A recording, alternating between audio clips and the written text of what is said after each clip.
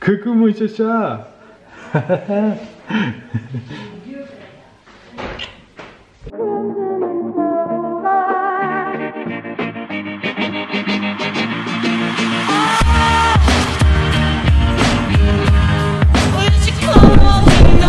fais ma petite publication. Instagram. Ouais.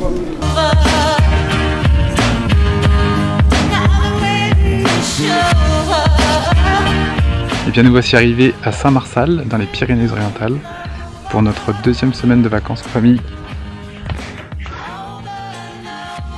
Juste là, il y a notre piscine et la vue.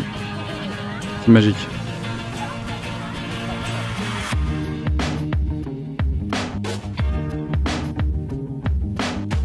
La connexion est très mauvaise, je ne capte internet qu'en extérieur. Et ben je vous mets la vidéo du jour. Oui. Coucou, c'est Amélie. Nous voici pour notre deuxième semaine de vacances dans les Pyrénées-Orientales. Donc c'est vraiment magnifique. On a quitté le Luberon et Cavaillon qui étaient tout aussi magnifiques. On a fait plein de choses dans le Luberon. On a fait Avignon, on a fait le Pont du Gard, on a fait Gordes, on a fait Opède-le-Vieux. Qu'est-ce qu'on a fait d'autre? On a descendu la Sorgue en canoë. On a fait le Colorado provençal.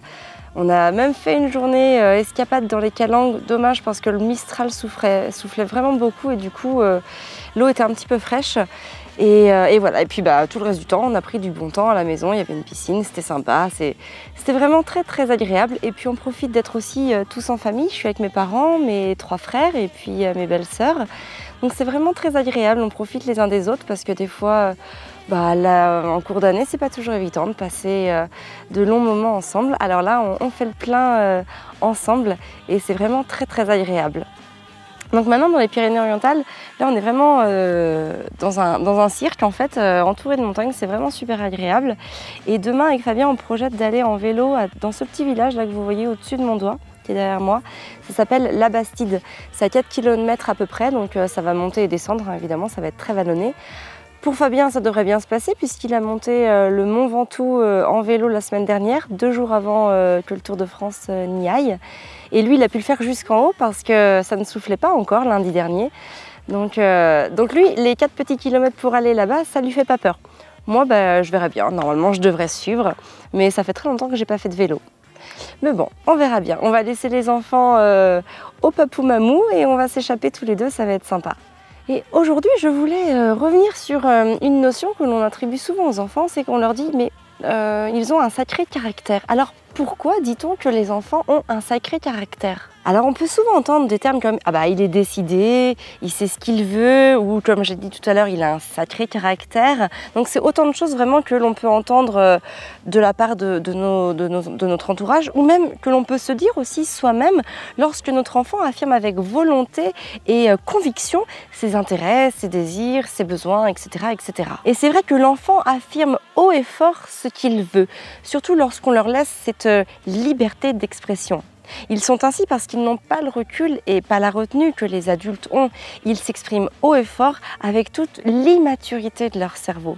On parle de caractère bien trempé alors qu'en réalité, la génétique n'y est pas pour grand-chose, ou du moins le comportement des parents peut venir modifier et façonner le caractère de l'enfant. Si tu as plusieurs enfants, tu peux remarquer qu'ils ont des caractères différents et pourtant tu peux affirmer leur avoir donné la même éducation. Et pourtant, il faut bien se rendre compte à l'évidence, on n'est pas pareil avec l'aîné qu'avec le cadet et puis ensuite qu'avec le benjamin et puis ensuite avec tous les autres enfants qui vont venir agrandir la fratrie. Alors pourquoi on n'est pas pareil avec tous nos enfants?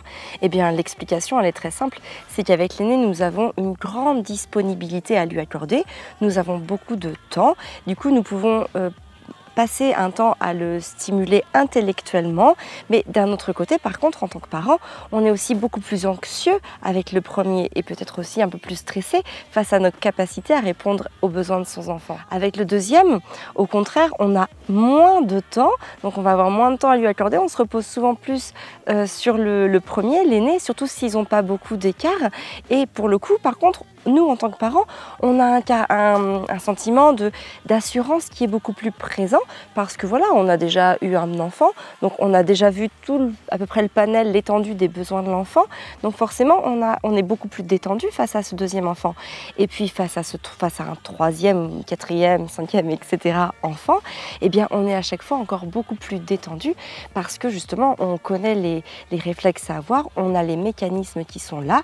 Ça n'empêche pas de toujours remettre en cause et de s'améliorer en tant que parent en permanence, mais en tout cas, il y a beaucoup de choses qui sont présentes et qui nous angoissent beaucoup moins, qui nous stressent beaucoup moins, et du coup, on est beaucoup plus détendu. On peut avoir vite fait de se culpabiliser de ne pas offrir les mêmes choses pour chacun de ses enfants. Et pourtant, lorsque les enfants sont assez rapprochés, on agit tous plus ou moins consciemment de cette manière-là. Lorsque le cadet arrive et que l'aîné, lui, n'est pas encore capable d'une pleine autonomie, eh bien, on vient s'inscrire dans ce schéma. Alors évidemment, c'est toujours à nuancer, hein, avec plus ou moins de nuances selon les personnes, etc.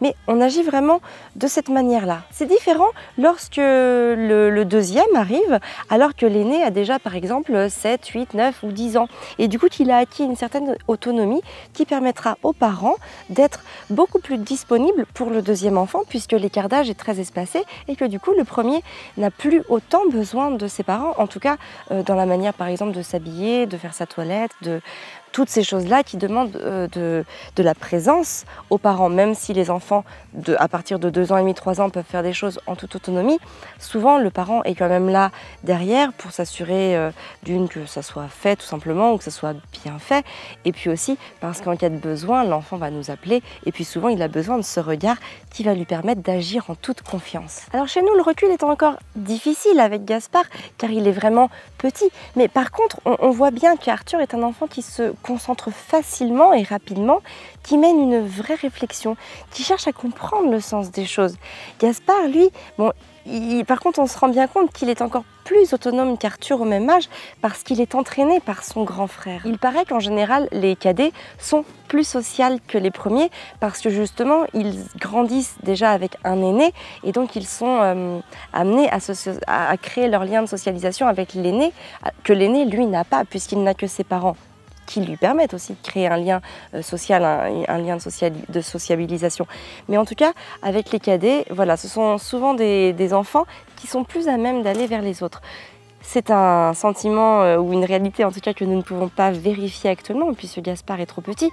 Mais voilà, nous allons pouvoir observer tout ça dans le temps et ça sera sûrement très intéressant à prendre en compte, à observer, à regarder et puis à se poser les bonnes questions par rapport à leur stade de développement, par rapport à leur construction. En tout cas, quoi qu'il en soit, le caractère de l'enfant est plus le résultat de nombreux facteurs, hein, c'est-à-dire à une place dans la famille, hein, donc l'aîné, le cadet, le benjamin, etc. etc. Aussi d'une adaptation à son milieu par rapport à plein de choses, par rapport aux endroits où les parents vont vivre, parce que des fois il y a des déménagements, des fois il y a des changements de milieu social aussi entre le premier et un troisième, etc. On peut évoluer, etc. Et puis aussi par rapport au comportement du parent avec son enfant. Et je pense que le caractère de l'enfant est beaucoup plus le résultat de tout ça qu'un résultat d'un sens inné et génétique qui serait déjà programmé à la naissance. Et pour revenir au comportement que l'on a, nous, en tant que parents, sur nos enfants, c'est vrai qu'ils jouent énormément. Et trop souvent, on a tendance à minimiser notre pouvoir sur nos enfants parce que nos comportements, nos attitudes vont faire que l'enfant va réagir de telle ou telle manière. Si on veut que l'enfant rentre en crise, c'est très simple. Il suffit de se mettre en crise. Au contraire, si on veut que son enfant se canalise au maximum, puisse prendre possession de ses émotions, puisse les contrôler au mieux, on a aussi tout un tas de comportements à mettre en place. Tout cela, je le décortique et j'en parle dans un détail maximum dans notre atelier gestion de crise qui est actuellement disponible. Pour avoir toutes les informations sur cet atelier, je t'invite à cliquer sur le lien qui se trouve dans la description, dans le statut, et tu auras à rentrer ton email pour recevoir toutes les informations dans ta boîte mail directement. Sur ce, je te souhaite une très belle journée. Prends soin de toi et de tes enfants. Oh, attention, nous sommes chez un chevalier de la Légion d'honneur. Si je lui dis de ne pas prendre les jouets des autres mais de prêter les siens, imagine dans quel état d'incohérence je le place. Alors chez nous, on ne veut pas qu'Arthur prête par obligation, parce que prêter, ça part d'un sentiment volontaire, d'une volonté d'aider, de partager, de faire plaisir aussi. D'un autre côté, je veux qu'il ait ce réflexe de partage, mais pour que cela devienne